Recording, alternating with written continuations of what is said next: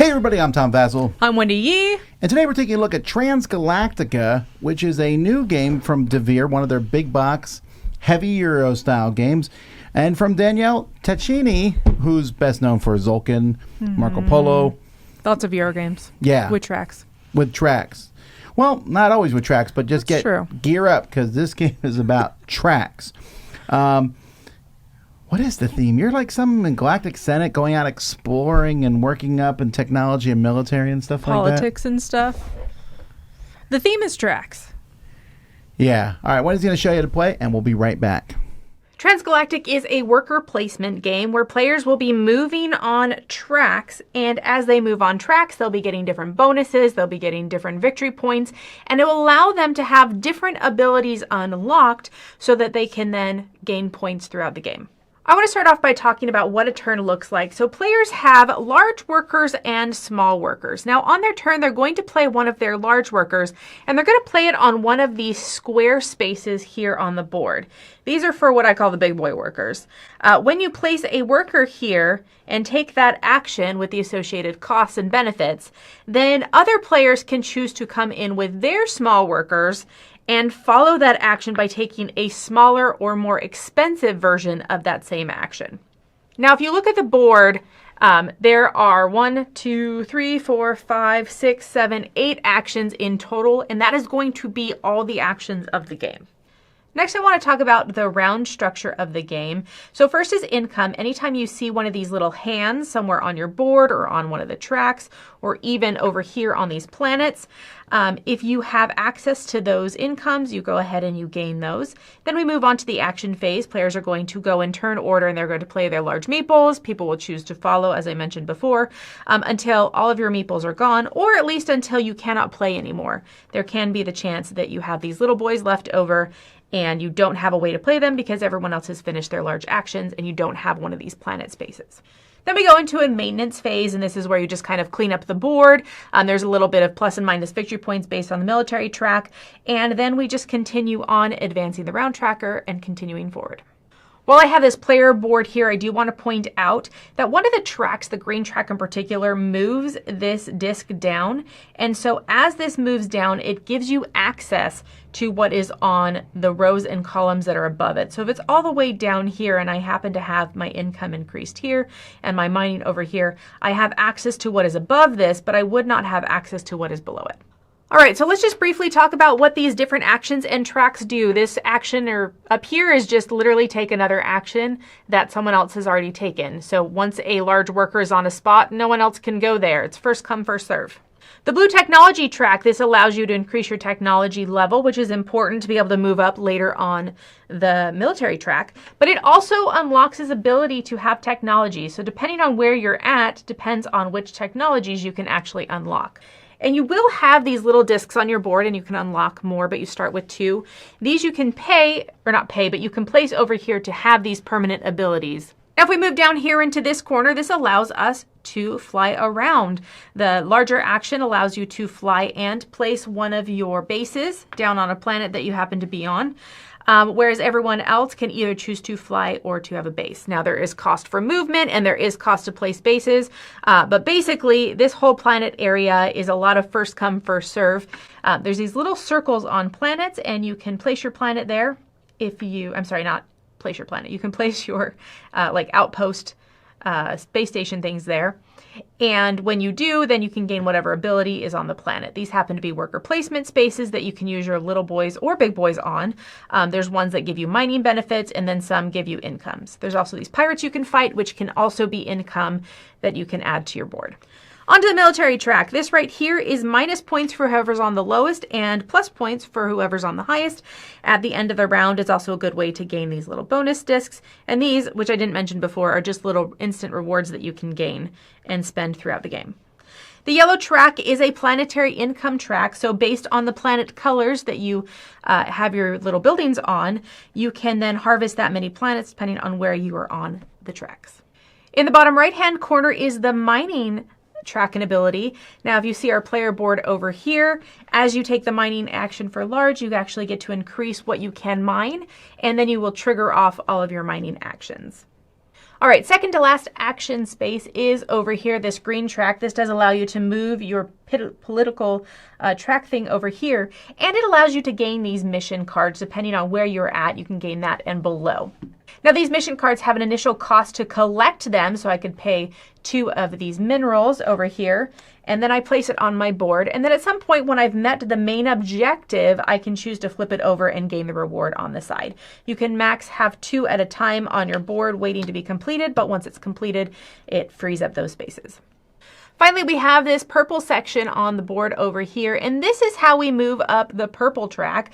As we move up it, we gain more of these technology discs that we can spend.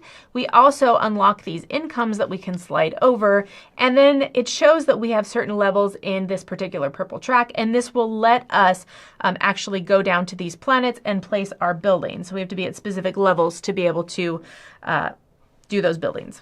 All right, so that's the gist of the actions in the round structure. There's just one other thing I want to point out, and that's these cards up here. So once you've completed an objective on one of these cards, you get to choose which one of these spaces you want to place it in and then gain the rewards that are in the corner. It does, however, require that you take one of your active small workers and place it in here so that it is permanently gone for the game. Okay, so what are some of the main ways to get points? The main ways to get points are from your income on your track and your board. It is for mining, because that once again is going to be points. It is fulfilling these cards up here, fulfilling objectives, and then even some of these technologies are endgame points as well. So that is a brief overview of how you play Transgalactica.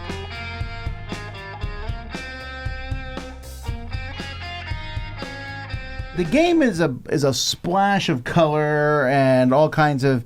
I mean, I was very excited when I saw this game. I was less excited after reading this, I think, fairly bad rulebook. That is a Devere trait, is their rulebooks are just always terrible. And it's so sad because it makes it very difficult to learn. Not only is the rulebook bad, but there's so much iconography in this game. A lot. And I was excited about all the different things, but... this game really requires you to know how everything works together because you have tracks and tracks and tracks. And I was constantly going, okay, this goes where? Yeah. But these are actually minor things. I mean, you can get past the bad rule book. I mean, it's not horrible, but it's just not good. And learning, my concern is I don't know that, well, I have a lot of concerns, but one of them is I don't think the game particularly makes a lot of thematic sense in many ways. In some ways it does. But if someone said, explain the game to me in a sentence, I would say, this game is about moving tracks to move other tracks. And it's about the big workers versus the little workers. And I think that that's the thing, is I look at this and mechanically, there's some cool mechanics going on. Yes. But yeah, the theme of space and the giant, super busy color, I think is a turnoff to multiple people. When I played this with a couple different people, they were just like, oh my gosh, there's so much going on this board. Well, I like the color. You do like the color. Don't stop making colors, but it's so busy and it's so intense that it wasn't until I got halfway through there's a good chunk of the rulebook that you don't know where the worker placement spots are because of the way it's set up and because how busy the board is. Yes. I couldn't figure out. I was like, okay, I know this is a worker placement game, but where are they? So I think visually it's a mess. I think you can get past that, but it's hard. Yeah, so the idea, there's a couple really cool ideas. The worker placement one's a neat idea. I put out the worker, everyone else can go. I get something better. It's not new. It's been done 20 years ago now, but it's not used in a lot of games. Yeah. Although, what are they called? This game comes with skills, and I highly recommend that you play most games with skills. This is something he's known for. Yeah. In Marco Polo, each player had a wildly powerful ability. Game-breaking, yeah. Well, these skills are pretty close to that. But some of them make the game unfun for other players. So in one game I played, one of them is you start with the, you get a lieutenant figure, and that person can only go on secondary stuff, but gets to take the main action. Mm-hmm. That's great. Except for everybody else now can't follow me.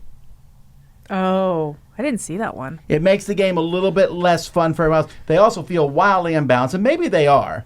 Not, I don't know, but... I think that's part of this game is that I feel like the imbalance is definitely there. As you flip over those rewards you get for moving up on the track, the little blue and the red discs.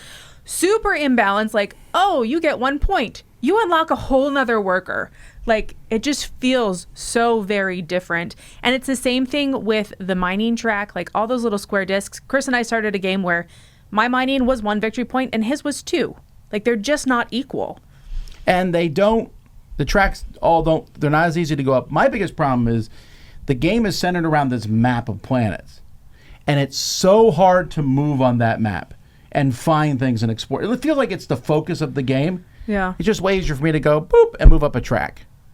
And get more points and do stuff by moving up these tracks. I can see that it's easier to move on a track, but there are plenty of ways to move. And I think that in my subsequent, like my first play, I did almost nothing with the map, but when I focused more on it, it did become a good point of tension and interaction. So I think that it's a positive thing, but it's hard to get there. And this is one of those games that's just going to be tight. Your resources are tight. Your movement is tight. Your actions are tight. And so it can be one of those that if someone does do all the planets early on, and then you're like, where do I go now? All of it's taken. That's true, right? And then I agree, but I meant it like I felt like this game is a constant struggle for resources. Yeah. And so if you're like, oh, I'll just move up this. I love some of the concepts. One of them where you have your own player board and you're unlocking income. And I love any game that gives you ways to get income. And that's neat, different ways to unlock stuff. It just felt like a big ball of nothing at the end. And I feel bad about that because I love the theme, I like how it looks, and I like his games for the most part. But this feels like a lesser Marco Polo. Interesting. Because Marco Polo also has a map that you're moving around and doing things. You're moving around, spending costs. And it also has worker placement, but that felt more exciting. It was also a tough game, tough on resources like this one was. But this one, I think, is going to... Yes, maybe the 10th player would be like, that's how you get it. But I should understand a little bit. It has almost the wonkiness of a Lacerda game when you first get into it and you're like, ooh, what do you do to get points? But it doesn't have the payoff that those games have. Okay. Whereas, I feel like this has good stuff going on. It just didn't feel fully developed to me, is I guess more of how I felt about it. Is Marco Polo, I agree, is just a better game.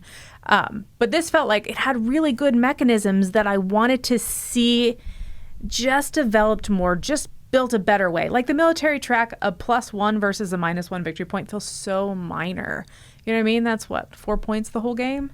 Yeah, like and it's like nothing. And the technology track, you feel like you have to do it because you'll fall behind if you don't, which, I mean, it's good with the game, but they don't feel like 4 interesting tracks. It feels like one interesting track and the other ones you do to... I like the politics one. I like the technology one. Yeah, and then the resources and the movement, like... The resource one is... it's so hard to get that one going. It is. And you even start with one, but you have to have the planets to be able to make it worthwhile. So, yeah, for me, this one, I guess you probably are going to have a lower score. I so probably will. Well, here's the thing. I don't hate the game, but I don't like it. So it's a 5 for me. And the thing is, there's lots of things about this that I do enjoy. Like, I went into this with a very positive attitude because I like Tascini's games. Sorry. I like his games for the most part. I like the idea of moving up tracks. Oh, I love moving up tracks. But they need to feel like I'm doing something. Here it felt like I just was one farther than everyone else. And I know that's what tracks are, but it didn't give me enough of this excitement, I guess. It felt, and then the randomness combined with that, it's tough. The resources, I couldn't grasp which ones were better than other ones. Yeah. They also didn't feel like that. I have aliens. Why do I have aliens? I just do. Because you do. And some planets are harder to take over than others with the military, but don't feel better than the ones. They don't feel like they're great planets to take over. They're just harder. Because they have the pirates on them? Yeah. Yeah, but then the pirates are income. Yeah, and I like... And you could just fly around and fight pirates and get income and not worry about putting stuff on planets. It just... I don't know. The game felt more like work than fun for me, so... I'm coming out at 5. Okay, I'm going to come in at 6.5. This one I'm so close to liking, but I just feel like the development is not fully there. I mean, it's just dumb things get in the way. Like, I can't reach the buildings on my board because I knock them over every time. Like, I knock off of my workers every time I try to get the buildings off my board. Like, there's just so many frustrating little things to actually play in this game, and so many small rules that were thrown in tiny boxes or on random lines in the rule book that I just felt like even after multiple plays, I was constantly in the rulebook trying to figure out all those tiny little things that were not easy to look up. And kind of like you said, at the end of it all, like, was the juice worth the squeeze? Do I feel like I have this like great game? No, there's so many other good Euro games out there, but I like a lot of what's going on. I love the big worker versus the smaller workers and the following. I feel like you get your turns very quickly because you get to be involved on other people's turns. I like those instant rewards. I love income, and I especially appreciate the way that political track, that you can have access to more of your income, but you have to move up on the track to be able to get that. Like, there's so much good going on, but it just feels like the package was not complete. And so I'm not going to be coming back to this. Yeah, so close, but yeah. Well, but some people might enjoy it. Mm-hmm. Check it out. Read the rulebook online. That's Transgalactica. I'm Tom Vasel. I'm Wendy Yi. And we're off to go, I don't know what we're doing. To space with politics stuff. Yeah, we. Hey everybody, thanks for watching another video from the Dice Tower. Hey, you want to learn more about us, communicate with us? We have a Facebook group, we have a Discord channel, lots of different ways to get involved with the Dice Tower. You can find that in our Linktree link below. So just click that, it will take you and you can communicate with us on Facebook, join our Facebook groups. There's lots of cool things that you can find and become part of the Dice Tower. Thanks so much for watching. I'm Tom Vasel.